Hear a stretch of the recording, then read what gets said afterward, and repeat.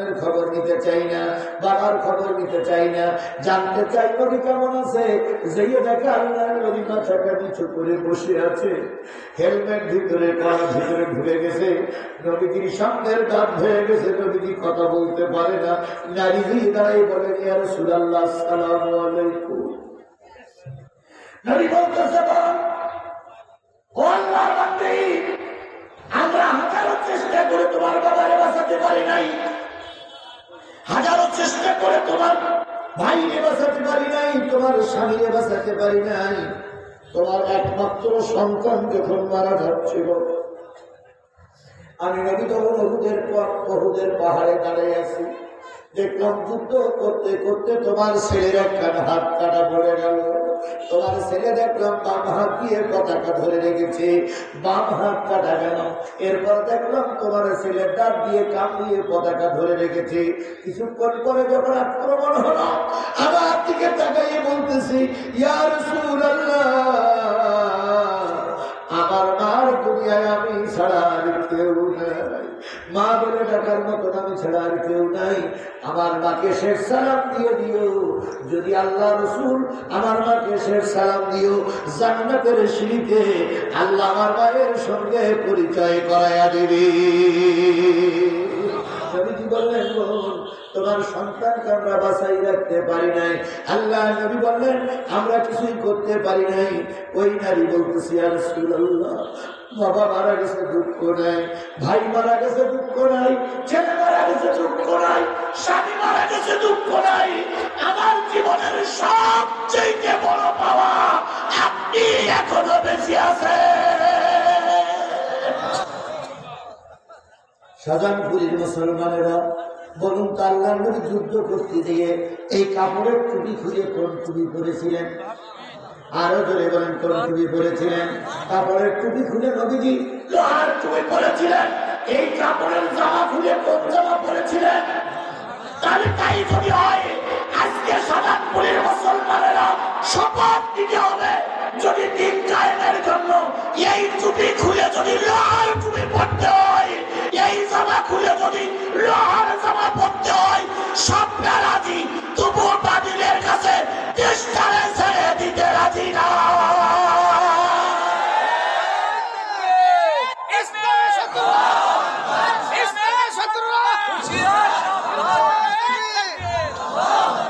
রক্ত দেওয়া এখনো শেষ হয়ে যায়নি, কথা বলে ঠিক না ঠিক? দেশ স্বাধীন করা সহজ, কিন্তু স্বাধীনতা ধরে রাখা খুবই কঠিন। এখন স্বাধীনতা ধরে রাখার জন্য এক প্ল্যাটফর্মে দাঁড়িয়ে এক আল্লাহর কোরআনের সাহেব ঐক্যবদ্ধ হতে হবে, কোন বিকল্প রাস্তা খোলা না। বিশ্বাস করুন, আবার যদি শেখ হাসিনা এসে যায়, বিএনপির চাইতে জামাতের বেশি ক্ষতি হবে। কথা বলেন, কথা বলেন, কথা বলেন। বিএনপি কতটুকু ক্ষতি হবে আমি জানি না, তবে বাংলাদেশ জামাত ইসলামকে একবার নিশ্চিহ্ন করে ফেলা হবে। এই জন্য বিএনপি এবং জামাত ঐক্যবদ্ধভাবে এই সংগ্রামে কাজ করা লাগবে। খালেদা জিয়ার জন্য আমরা দোয়া করি, তিনি সুস্থভাবে ফিরে আসুন। তারেক জিয়ার জন্য দোয়া করি, তারেক জিয়া ওদেশ থেকে সুস্থভাবে ফিরে এসে আবার দেশে নেতৃত্ব দেয়। কথা বলেন ঠিক না ঠিক? খালেদা জিয়া কম নির্যাতনের শিকার হয়নি। খালেদা জিয়াকে কি বলেন না, খালেদা জিয়াকে ক্যান্টনমেন্টের বাজার থেকে এক কাপড়ে গোলা ধাক্কা দিয়ে বের করে দিয়েছিল এই ব্যক্তির বাচ্চা, এই ব্যক্তির বাচ্চা, এই ব্যক্তির বাচ্চা।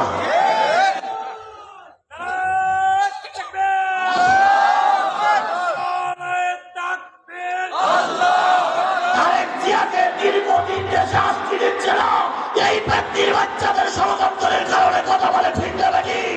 তাহলে আগামীতে শপথ দিতে হবে, কে তারেক জিয়া, কে খালেদা জিয়া, কে জামাতের আমির, ওটা আমাদের দেখার বিষয় নয়। আমাদের দেখার বিষয়, আমাদের এই দেশে শেখ হাসিনারে আর দাঁড়াতে দেওয়া হবে না, হবে হবে।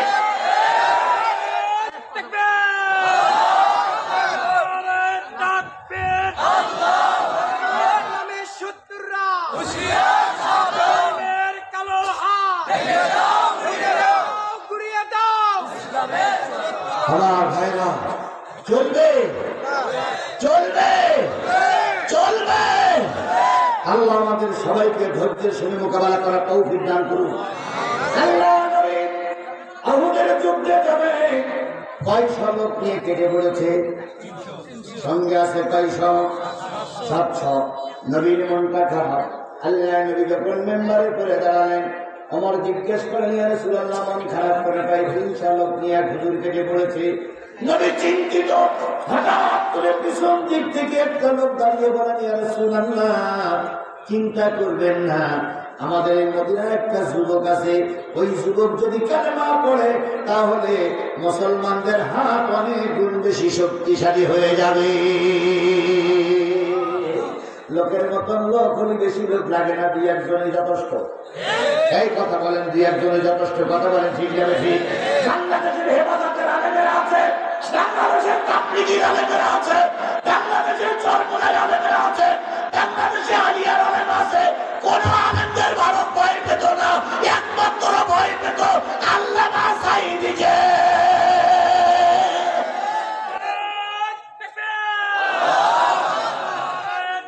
আমার তো কথা বলতে যাবো না, আমি বলি শোনো, 12টা বাজলেই লোক আস্তে আস্তে চলে যাবে, কারণ 2 রাত্রি ওয়াজ শুনতেছে। আজকে যত ভালোই ওয়াজ হোক না কেন, 12টার পর আর কেন ধরে রাখা যাবে না, কারণ 2 রাত্রি ঘুম কামাই হয়েছে না ভাই। তবে আমি আশা করি শাহজাহানপুরের মানুষেরা বুক দেয়, পিঠ দেয় না। শাহজাহানপুরের মুসলমানেরা রাজপথের লড়াকু সৈনিক, শাহজাহানপুরের মুসলমানেরা জিহাদিরা রাজপথে ছেড়ে দিয়ে চলে যায় না। তার জ্বলন্ত প্রমাণ, একদিকে ছিল সান্নু সাহেব, আর একদিকে ছিলাম আমরা। মনে নেই, মনে নেই, মনে নেই, মনে নেই। বেরিয়ে থেকে থানায় গিয়ে ওসি সাহেবের কাছে বলল যে জিহাদি থামার মতো বোম মারবো। ওসি সাহেব আমার ফোন দিয়ে বলতেছে, হুজুর হয় মাটি বন্ধ করে নাই, বোম খাওয়ার অপেক্ষায় থাকে। আমি বলেছিলাম ওসি সাহেব এখন কি করবো? তাই হুজুর আপনার চাকরিও যাবে, আমার চাকরিও যাবে, দয়া করে মনোজাত করে ছেড়ে দেন। সেদিন কিন্তু এরকম লোক ছিল না, এর থেকে 10 গুণ বেশি লোক ছিল। সেই দিনের মাহফিলটা ওরাই বন্ধ করেছিল, জোরে বলেন ঠিক না ঠিক? সুতরাং ওদের হাতে আমাদের দেশকে আর ছেড়ে দেওয়া যাবে না। এই জন্য শেষ মোনাজাত না করে কোন কাপুরুষ বিদায় নিতে পারে না। যেগুলো বিদায় নেবে ওগুলো কাপুরুষ, আর যেগুলো ময়দানে আছে এগুলো বীর পুরুষ। আপনারা বীর পুরুষ না কাপুরুষ? এই মুসলমান বলেন আপনারা বীর পুরুষ না কাপুরুষ? তাহলে ভয় পাও কেন? ময়দানে নামো, বিদায় দেওয়ার দায়িত্ব আল্লাহ। আমার ভাইয়েরা, নবীজি লোকেশন দিলেন। পরের দিন আল্লাহ নবী একা একা ওই যুবকের বাড়ি দাওয়াতি কাজ করার জন্য চলে গেছেন। যে ঘুমতে ঘুমতে ঘুমতে ঘুমতে যুবকের বাড়ি যেয়ে হাজির, দেখে একটা বুড়ি মানুষ পশ্চিম দিকে ফিরে নিজ কাজ করতেছে। আল্লাহ নবী পিছন দিক থেকে দিয়ে বলেন, আসসালামু আলাইকুম ইয়া হালাল ভাই, আসসালামু আলাইকুম ইয়া হালাল ভাই, আসসালামু আলাইকুম ইয়া হালাল ভাই। বুড়ি কয়, কে গো বাবু, কি জন্য সব সকালে এসেছো? আমার ছেলে ভাড়া খাটতে যাবেন। আমার ছেলে ভাড়া খাটতে যাবে। নবীজি বললেন, বুড়িমা, আমি আপনার ছেলেকে ভাড়া করার জন্য আসিনি, এসেছি দিনের দাওয়াত দেওয়ার জন্য। বুড়ি বলতেছে, ওসব ভুকো ভুকো কথা রাখো, আমার ছেলে গুন্ডা মানুষ, ভাড়া খাটতে যাবে। কেন? তাই ভাড়া খেতে এসে ঘুমোচ্ছে। এরকম ভাড়াইতে গুন্ডা 2-4 জন ছিল না? ছিল না? এখনো আছে, এখনো আছে, এখনো আছে। এরা টাকা দিয়ে মানুষের খান কাটতে পারে, আবার টাকা দিলে নিজের, টাকা না দিলে নিজের নেতার গলায় ছুরি দিতে পারে। এরা হলো ভাড়াইতে গুন্ডা। আল্লাহ নবী বললেন, বুড়িমা, আমার দিকে একটু তাকাও। বুড়ি তাকায় না, তাকায় না, তাকায় না। সর্বশেষে নবী সামনে দিয়ে বললেন, বুড়িমা, তোমার কাজটা বন্ধ করে একটু আমার দিকে তাকাও। নবী তখন ওই বুড়ি বললেন, না না, তাকানোর সময় নেই।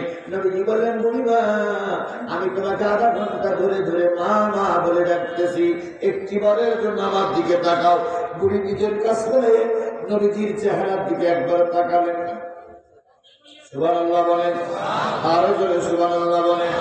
বুড়ির হাতের জিনিসটা ফেলাই দিয়ে আকাশের দিকে তাকাই বলতেছে, আল্লাহ এ তো মানুষ না, এ দেখি আল্লাহর ফেরেশতা।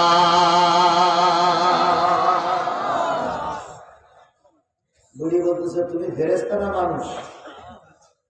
নবী বললেন, আমি একজন মানুষ। নাম কি? মুহাম্মদ সাল্লাল্লাহু আলাইহি ওয়াসাল্লাম। বাবার নাম কি? আব্দুল্লাহ। মার নাম কি? আমেনা। বাড়ি কোথায়? মক্কায়। এখানে কেন এসেছি? দাওয়াতি কাজ করার জন্য। তোমার ছেলেকে কোনো কেউ দাওয়াত পৌঁছায়নি, তাই আমি দাওয়াত নিয়ে এসেছি, ছেলেদের ডেকে দাও। এবার মুহাম্মদ সাল্লাল্লাহু আলাইহি ওয়াসাল্লামের কথা শুনে বুড়ি বলতেছে, ও বাবা, আমার ছেলে বড় গুন্ডা টাইপের ছেলে, জানে না তারে ধরে পিটায়, যার তাকে অপমান করে। বাবা তুমি ফিরে যাও, ও যদি জেগে ওঠে তাহলে তোমাকে অপমান করবে। নবী নিষ্কাশ দিয়ে বললেন, বুড়িমা তোমার দায়িত্ব, ছেলেটারে ডেকে দাও। আল্লাহর কসম ও আমাকে অপমান করতে পারবে না।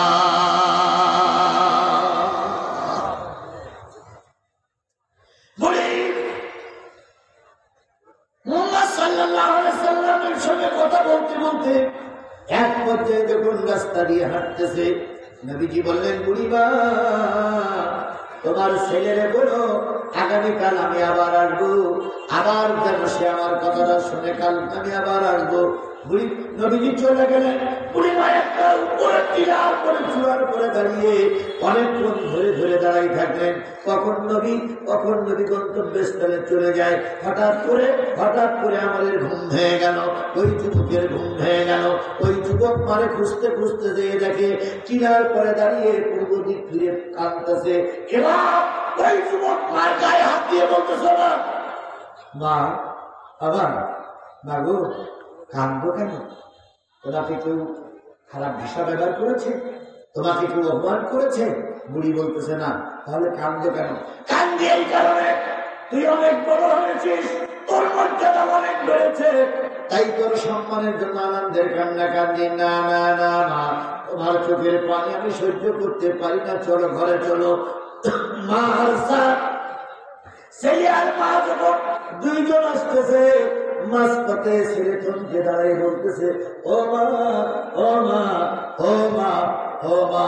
ছেলে আর মা যখন আসতেছে তখন বলতেছে, ও মা আমাদের বাড়িতে একটা নতুন আতরের গন্ধ পাওয়া যাচ্ছে। মা আমাদের, আচ্ছা আমাদের বাড়িতে নতুন একটা আতরের গন্ধ পাওয়া যায়। তুমি এই আতরটা কোন দোকান থেকে কিনেছ? অথবা কে তোমাকে উপহার দিয়েছে? ওই বুড়ি তখন বলতেছে, বাজার রে, এটা কোনো দোকানের আতর নয়, এটা কোনো দরবারের আতর নয়। আমাদের বাড়িতে একটা লোক এসেছিল, সেই লোকটার পদধূলির কারণে, সেই লোকটার পদার্পণের কারণে আমার বাড়িটা আতর আর গোলাপের সুগন্ধে ভরপুর হয়ে গেছে। বলুন তো সেই লোকটার নাম কি? সবাই মিলে বলুন সেই লোকটার নাম কি?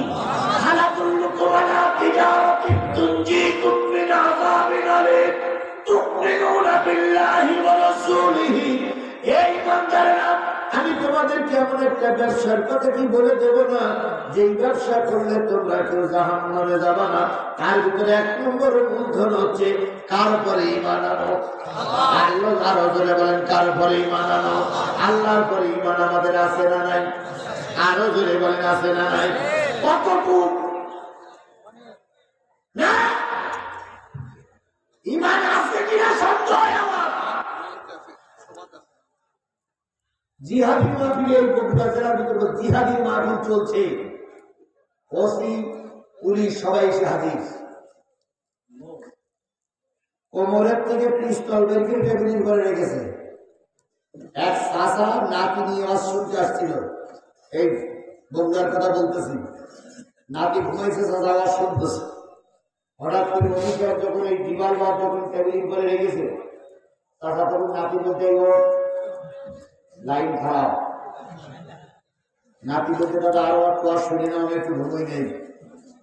দাদা বলতে, পুলিশ এসেছে পিস্তল নিয়ে।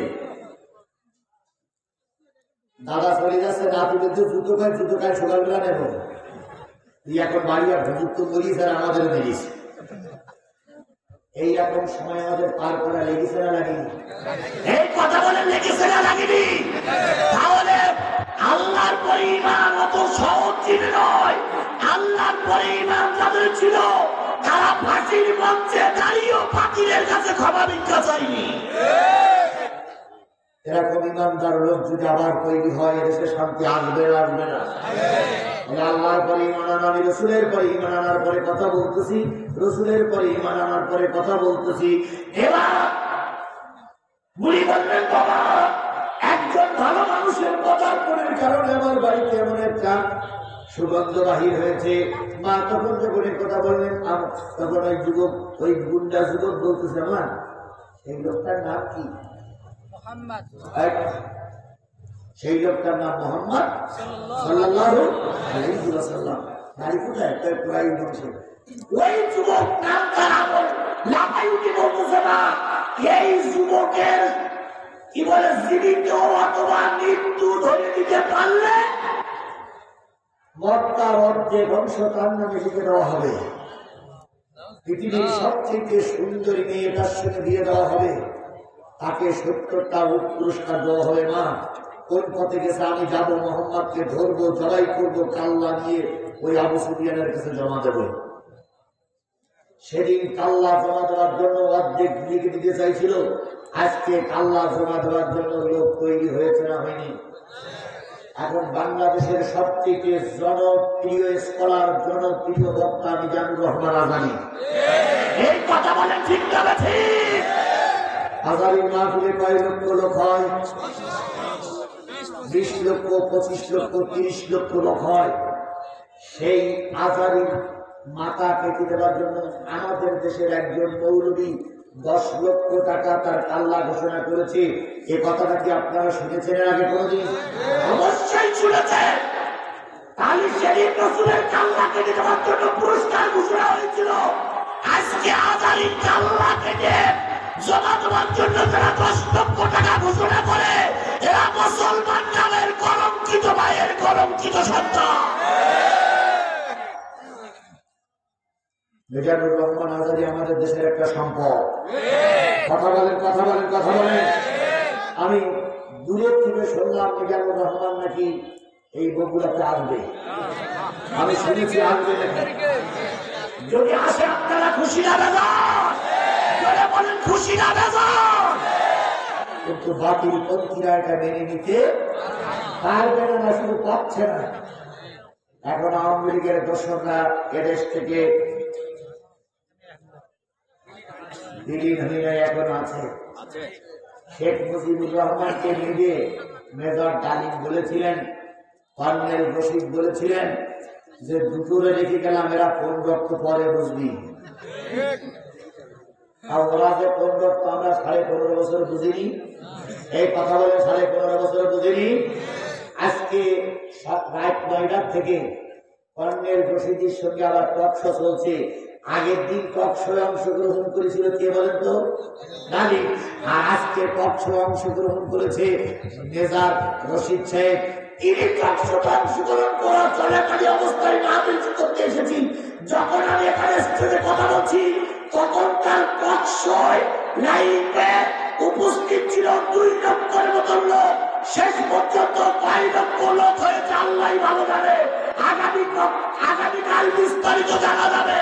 সুতরাং ওই আওয়ামী লীগের দোষক, শেখ হাসিনার দোষক, দেশের দ্রোহীরা এখনো যায় নাই, এখনো কিছু কিছু ঘাটতি বেরিয়ে বসে আছে। আমার নামে 20টা মামলা।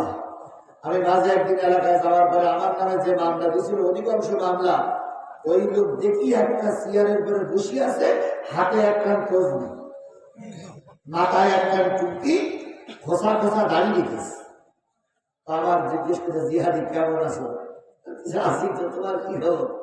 এই জায়গাটা মাথায় টুপি দিছি, এই জায়গাটা দাঁড়িয়ে রাখছি, এই জায়গাটা হাজির আমার গায়ে দিছি, পাঞ্জাবি করেছি। আমি এখন ভালো হয়ে গেছি, আমি আর এখন আগের কথা চাই। তাই না? কিরাম ভালো হইল।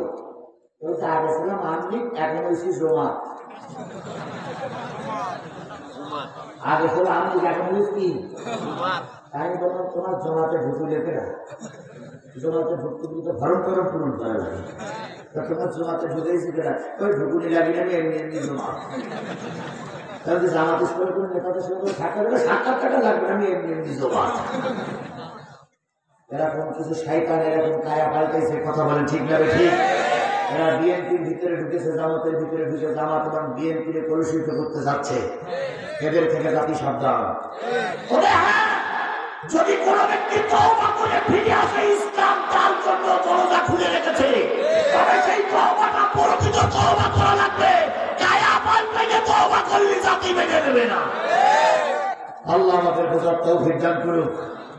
আমাদের মতন গুন্ডা যখন বললো যে মা পুরস্কার ঘোষণা হয়েছে, এখনই যদি কাল্লা কাটতো পুরস্কার দেবো, মা তখন বললেন বাজার একটু অপেক্ষা কর, আগামী কাল ওই লোকটি আবার আমার বাড়ি আসবে, সেদিন তুই বাড়ি বসে জবাই করবি, নবীর কাল্লাটা নিয়ে আবু সুফিয়ানের কাছে জমা দিবি। আমার বন্ধুগণ, এই আমর এই গুন্ডা ইসলাম গ্রহণ করেছিলেন, মসজিদের ময়দানে কি পরিণতি হলো, কথাটা শেষ করতে আমার আর 15টা মিনিট সময় লাগবে। 15টা মিনিট সময় আপনারা কি দেবেন? কারা কারা দেবেন না তারা হাত তোলেন তো। যারা দেবেন না দিতে রাজি, তাহলে কারা কারা আছে 15টা মিনিট দিতে রাজি আছে? 2 হাত উঁচু করে আল্লাহরে দেখায় একটা তাকবীর দেবেন। নারায়ে তাকবীর, লিল্লাহি তাকবীর। আপনারা শপথ করেছেন হাত উঁচু করে কি শুনবেন 15 মিনিট কোরআনের কথা। আমিও হাত উঁচু করে বলেছি 15 মিনিট কোরআনের কথা বলবো। তাহলে আপনারা যদি চলে যান, ওয়াদা খিলাফ করলে কি বলে? মুনাফিক, মুনাফিক, মুনাফিক। আমরা তো মুনাফিক হয়ে গাড়ি দিতে চাই না। কথা কি ঠিক? কথা কি ঠিক? কথা কি ঠিক? আল্লাহ আপনারা আমার উপর রহম করুন, সকলে মিলে বলুন আমিন। এই মাদ্রাসার বয়স কতটা আমি জানি না। তাফসীর মাহফিল হচ্ছে কয় বছর? 108 বছর এই মাদ্রাসার যদি বয়স হয়। আচ্ছা, অনুমতি যাবে না। যদি 108 বছর মাহফিল হচ্ছে, শুধু 108 বছর যদি এই মাদ্রাসা প্রতিষ্ঠিত হয়, কত হাজার হাজার আলেমদের বেরিয়ে গেছে, তার কোনো ইয়াত্তা নাই। তাহলে এরকম একটা প্রতিষ্ঠানে আপনার আমার এই যে সংযোগ, এই যে আমরা থাকলাম, এর জন্য কি পুরস্কার নাই? এই কথা বলেন, এর জন্য কি পুরস্কার নাই? আরো বলেন, এর জন্য কি পুরস্কার নাই? আগামীতে 109 নম্বর তাফসীর মাহফিল হোক, এটাকে আপনারা চান? সবাই চান? সবাই চান? আরে বাবা, সবাই কি চান? চাইতে গেলে দুটো জিনিস থাকবে, এই প্রতিষ্ঠান টিকায় রাখা লাগবে। প্রতিষ্ঠান টিকে রাখতে গেলে কি করতে হবে? দোয়া করতে হবে, বড় প্রতিষ্ঠান টিকে থাকবে না। এলাকার স্বনামধন্য প্রতিষ্ঠানে ছাত্র দেওয়া লাগবে। ছাত্র বন্ধ করে দেন, প্রতিষ্ঠান কি হয়ে যাবে? বন্ধ হয়ে যাবে। আর এই প্রতিষ্ঠানের আনুষঙ্গিক কাজ, এই তাফসীর মাহফিল টিকায় রাখার জন্য কিছু অর্থ দেওয়া লাগবে। এতক্ষণ কিন্তু দেখেন 10:30টায় শুরু করেছি, এখন 12:30 বাজে, 2 ঘন্টা হয়ে গেছে, লোক কিন্তু একটা উঠেনি। এই মাল যদি ওঠে তাহলে বুঝতে পারো পুরো সময় হাত দিল।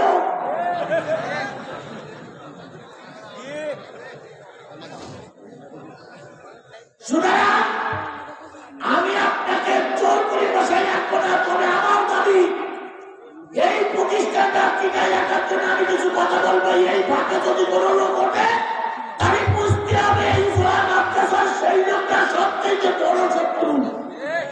এইবার দেখবেন যে জোড়া মাদ্রাসার শত্রু কারা, এর ভিতরেই বসে আছে, এর ভিতরে এতটুকু ভাগ কিনে বেঁচে ছিল। এইবার কিন্তু ওটা চলা করবে। দয়া করে জোড়া মাদ্রাসার কেউ শত্রু আমরা হবো না, ইনশাল্লাহ, ইনশাল্লাহ, ইনশাল্লাহ। আচ্ছা, 100 বছর মাঠ হয়েছে, প্রতি বছরের জন্য যদি 1 লাখ টাকা আমি দান করি, তাহলে আমার ভাগে কত টাকা পড়বে? 100 টাকা। 100 টাকা কার পকেটে নেই? তিনি একটা হাত করেন, হুজুর 100 টাকা আমার পকেটে নেই। এই একটা শ্রেণী বলা গেছে। আর সবার পকেটে 100 টাকা আছে না ভাই? আশা করি আছে। এবার